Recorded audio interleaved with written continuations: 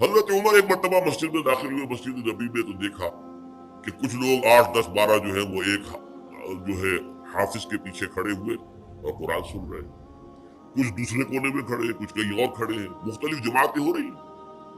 تو انہوں نے سوچا کہ کیوں نہ ان سب کو ایک امام کے پیچھے جمع کر دیا جائے، اور اس کے لیے لوگوں کی سہولت کے لیے عشاء کے ساتھ متصل رکھ دیا جائے، اس لیے کہ تہجد کے وقت اٹھنا جو ہے وہ تو ہر کس و ناقص کا کام نہیں ہے، کہ عشاء کے بعد اگر تھوڑا سا اضافی وقت ہو صرف، تو یہ ہر شخص کر لے گا، مزدور بھی کر لے گا۔ لہذا آپ نے یہ نظام تجویز فرمایا کہ عشاء کے متصل بعد 20 رکعت نماز پڑھی جائے اور ایک امام کے پیچھے پڑھی جائے۔ یہ گویا کہ اجتہاد ہے حضرت عمر رضی اللہ تعالی عنہ، اس کو آپ نے خود بدعت بھی قرار دیا، لیکن بدعت حسنہ۔ بدعت کس اعتبار سے؟ لغوی اعتبار سے، نئی بات، اس لیے کہ حضور کے زمانے میں نہیں تھی، تو یہ اس طریقے سے ایک نئی بات ہے۔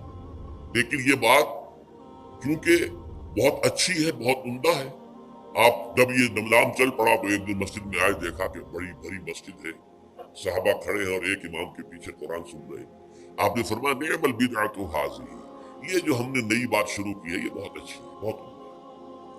اب یہاں سے فرق واقع ہو گیا ہے۔ ایک تو اہل تشیع جو ہے وہ تو ویسے ہی حضرت عمر سے بہت دشمنی رکھتے، عناد رکھتے، تو حضرت عمر کے اجتہادات سے انہیں نفرت ہے، انہیں دوری ہے، چاہے وہ کوئی سا بھی حضرت عمر کا اجتہاد ہو۔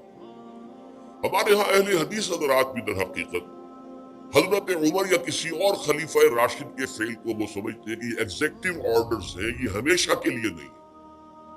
حضرت عمر نے اپنے دور میں نظام قائم کیا، ان کے دور کے لیے ٹھیک تھا، یہ ہمیشہ کے لیے نہیں۔ ہمیشہ کے لیے وہ 8 ہی رکعتوں کے قائل ہیں، وہ تہجد والے، لیکن اس میں بہرحال انہوں نے بھی خود یہ اضافہ کیا ہے کہ وہ 8 رکعتیں وہ عشاء کے ساتھ متصل پڑھتے ہیں، تہجد کے وقت تو نہیں پڑھتے۔ اور حضور نے تو صرف 3 روز جو ہے وہ کرائی تھی جماعت، وہ لوگ 30 دن یا 29 دن پڑھ رہے ہیں، تو اضافہ تو انہوں نے بھی کر دیا، تو نظام میں تبدیلی تو ہو گئی۔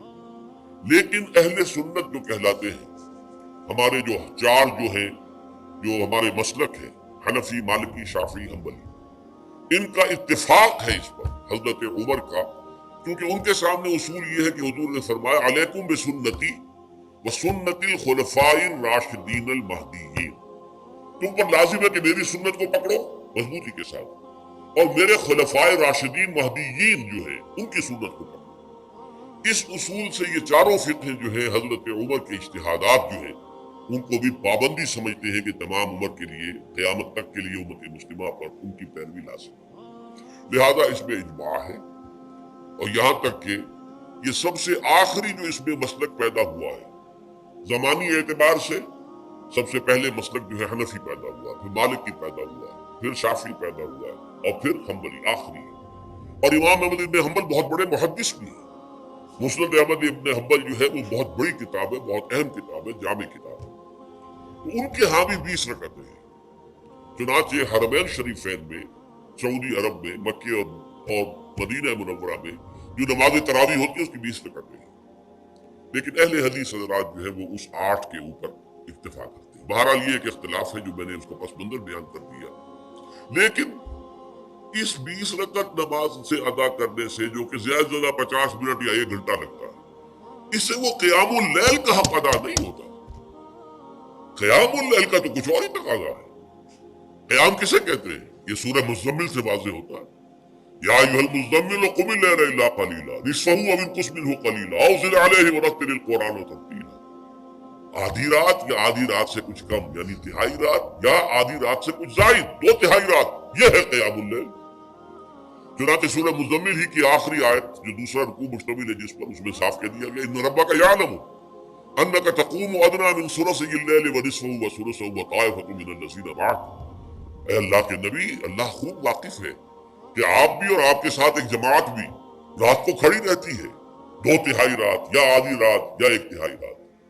تو یہ سارا معاملہ جو ہے قیام اللیل کا، گویا کہ کم سے کم 1 تہائی رات پر اس کا اطلاق ہو سکے گا، یہ نہیں کہ 1 گھنٹے۔ اور کس کے ذمن میں دیکھیے حدیث پڑھیے، تیسری حدیث ہے عن عبداللہ ابن عمرو بن العاص رضی اللہ تعالی عنہ۔ یہ وہی عبداللہ ابن عمرو ہے جن کی میں نے آپ کو حدیث پہلے سنائی ہے۔ یہ ساری رات کھڑے رہتے تھے پوری رات اور ہر روز روزہ رکھتے تھے، جس پر حضور نے منع کیا، لا تفعل، مت کرو ایسا۔ رضی اللہ عنہما، یہ خود بھی صحابی ہے اور ان کے والد عمرو بن العاص بھی صحابی ہیں۔ ان رسول اللہ صلی اللہ علیہ وسلم قال، کہ اللہ کے رسول صلی اللہ علیہ وسلم نے فرمایا، الصیام والقرآن یشفعان للعبد، روزہ اور قرآن بندے کے حق میں شفاعت کریں گے۔ یقول الصیام، روزہ ہی عرض کرے گا اللہ کی جناب میں، اے رب پروردگار، انی منعتہ الطعام والشہوات بالنہار، میں نے تیرے اس بندے کو دن کے دوران کھانے پینے سے اور اپنی شہوت کا تقاضا پورا کرنے سے روکے رکھا، یہ میری وجہ سے روکا رہا، تو میری شفاعت اس کے حق میں قبول فرما، فشفعنی فیہ، میری شفاعت اس کے حق میں قبول فرما۔ ویقول القرآن، قرآن کیا کہے گا، منعتہ النوم باللیل،